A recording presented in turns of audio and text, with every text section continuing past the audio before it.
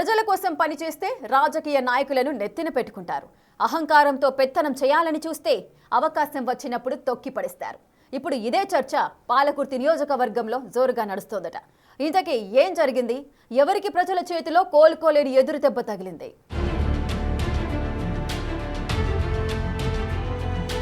ప్రస్తుత టీపీసీసీ ఉపాధ్యక్షురాలు పాలకుర్తి కాంగ్రెస్ నేత ఝాన్సీ రెడ్డిని 2 ఏళ్ల క్రితం నెత్తిన పెట్టుకున్న ఓటర్లు ఇప్పుడు పట్టించుకోవట్లేదట. ప్రతిపక్ష పార్టీ నుంచి అభ్యర్థిగా బరిలో ఉన్నప్పుడే మా నాయకురాలంటూ పొగిడిన అక్కడి నేతలే అధికార పార్టీలో ఉన్నప్పటికీ చీకొడుతున్నారట.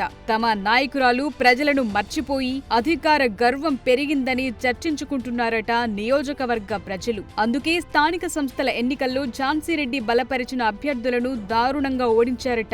ఝాన్సీ రెడ్డి సొంత మండలం తొర్రూరులో మేజర్ గ్రామ పంచాయతీల్లో ఝాన్సీ రెడ్డి బలపర్చిన అభ్యర్థులు ఓడిపోయారు.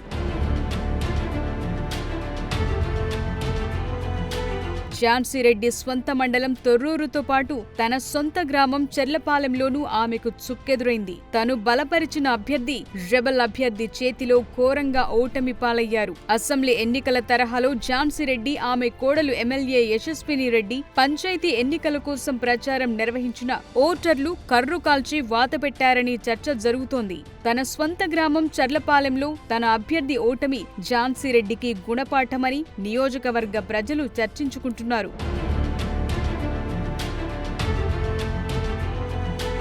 2 సంవత్సరాల కాలంలోనే ఝాన్సీ రెడ్డి ఎమ్మెల్యే యశస్విని రెడ్డిలపై నియోజకవర్గ ప్రజల్లో ఎందుకు వ్యతిరేకత వచ్చిందనే చర్చ జరుగుతోంది. అసెంబ్లీ ఎన్నికల ముందు యశస్విని రెడ్డి గెలుపు కోసం కష్టపడి పనిచేసిన నాయకులను, పార్టీ శ్రేణులను ఇబ్బందులు పెట్టడంతోనే నియోజకవర్గంలో ఇలాంటి పరిస్థితి దాపురించిందనే ఊహాగానాలు వినిపిస్తున్నాయి. నియోజకవర్గ సీనియర్ నేతలు హరిప్రసాద్, తిరుపతి రెడ్డి, కిషోర్ రెడ్డి, నరేందర్ రెడ్డి లాంటి నేతలను తన అవసరానికి వాడుకుని వదిలేశారని ఆరోపణలు వినిపిస్తున్నాయి. ఝాన్సీ రెడ్డి ఒంటెద్దు పోకడలతో ప్రధాన నాయకులంతా అసమ్మతి వర్గంగా మారారని, దీంతో ప్రజలు సైతం ఝాన్సీ రెడ్డి వ్యవహార తీరుపై అసహనం వ్యక్తం చేస్తున్నట్లుగా తెలుస్తోంది. అందుకే ఝాన్సీ రెడ్డి బలపరిచిన అభ్యర్థులను ఓడించారని రాజకీయ విశ్లేషకులు చెప్తున్నారు.